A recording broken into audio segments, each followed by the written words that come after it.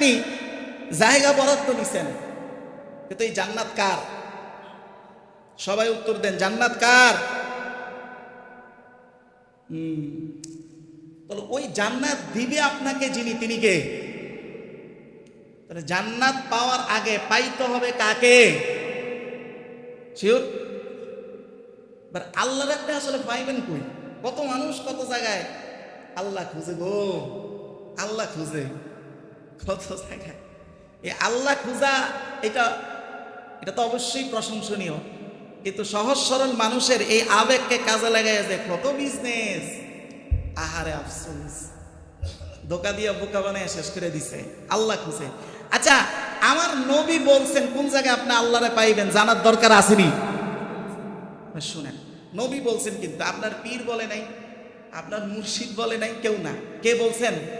আল্লাহ নবী, আমার নবী বলছেন।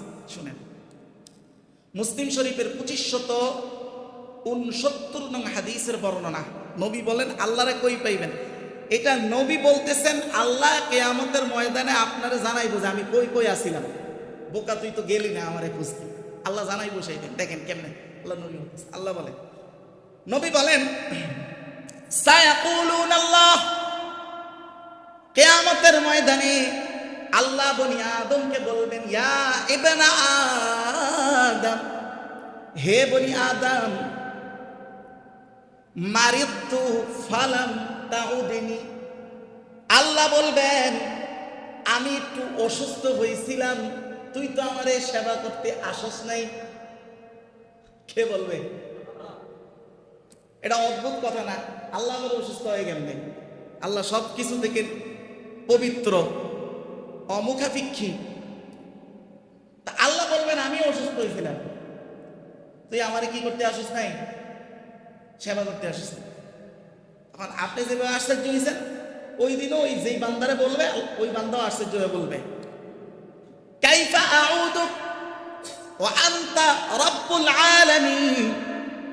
আল্লাহ আপনারে আবার আমরা সেবা করব কিভাবে? আপনি তো বিশ্ব জগতের রব, আপনারা সেবা করবো কিভাবে?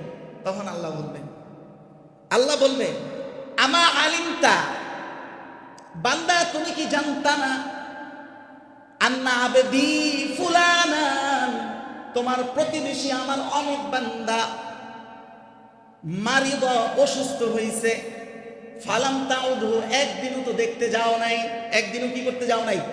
দেখতে যাও নাই। যদি যাইতা আমি আল্লাহকে তুমি সেখানে পাইতা। আল্লাহু আকবার, সেখানে পাইতা। আচ্ছা, আল্লাহ কোন জায়গায় পাওয়া যায়? লোকেশন পাইছেন নি? কথা বলে না, লোকেশন পাইছেন? তাহলে যদি দুনিয়া এবং আখিরাতে সফল হইতে চাই, জান্নাত পাইতে চাই, আল্লাহর লাগবো নি? আমি তো ফিররেও চাই না, মরে গেলে মরে যাক, আমার একটু যায় মাথাটা একটু ফোঁসা দিয়ে আসার সাধ্য কার নাই বলেন তো? আছে, এই সাধ্য আছে আমাদের সবাই, কিন্তু সংস্কৃতি ভিন্ন, পশ্চিমা বস্তুবাদী সংস্কৃতি। এই জন্য এগুলো আমাদের পরিবেশের সাথে মিশা নাই, এবং হঠাৎ কোনো আলেম থেকে শুনলে আজগুবির মতো মনে হয়। আমরা তো নামে মুসলমান, সংস্কৃতিতে পশ্চিমা, এই জন্য এগুলো আমাদের মধ্যে নাই, আসলেই নাই। এবার আসেন, এতক্ষণ তো শুনাইছি আপনারে ফজিলতের কথা।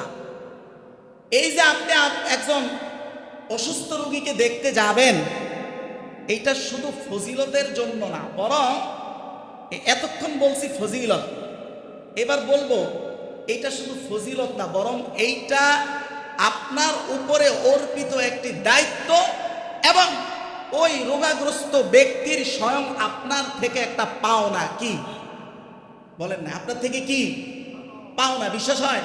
এটা আপনার থেকে পায়, সে পাওনা। এটা কথা বলেন না, এটা কি আপনার থেকে পাওনা?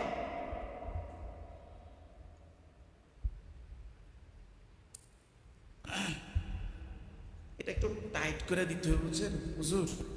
রোগ আক্রান্ত, আপনি তাকে দেখতে যাবেন, এইটা আপনার দায়িত্ব, আর তার কি পাওনা, আপনার থেকে সে পায়। দলিল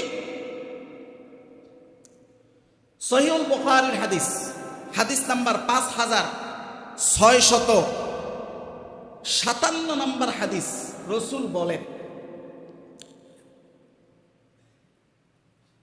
হাক্কুল মুসলিমি আলাল মুসলিমি খামসুন, এক মুসলমান থেকে আরেক মুসলমান 5টা জিনিস পাওনা। কয়টা?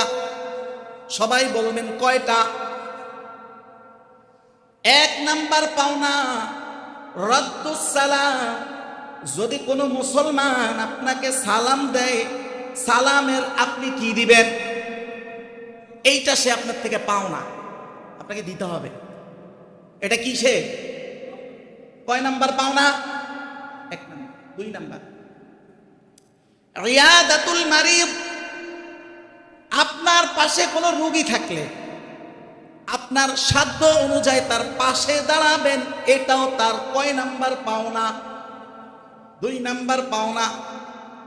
3 নাম্বার, আল্লাহর নবী বলেন, যদি সে দুনিয়া থেকে চলে যায়, সময় থাকলে সাধ্য থাকলে তার জানাজায় অ্যাটেন্ড করবেন, এটাও তার কয় নাম্বার পাওনা? 3 নাম্বার পাওনা। 4 নাম্বার ইজাবাতুদ দাওয়া, আপনারে বেটা দাওয়াত করছে, খাওয়ার দাওয়াত বা অন্য কোনো দাওয়াত, আপনার সুযোগ ছিল, কিন্তু আমাদের সমাজে দেখবেন মারাত্মক ব্যাপার স্যাপার আছে, সবাই দাওয়াতে সবাই যায় না, আসেনি?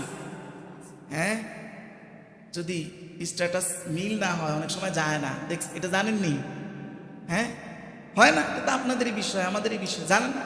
আমরা হুজুরা তো সবখানে যাই, আমাদের সংস্কৃতি তো ভিন্ন, আপনাদের সংস্কৃতিতে এটা কিন্তু ঝামেলা আছে।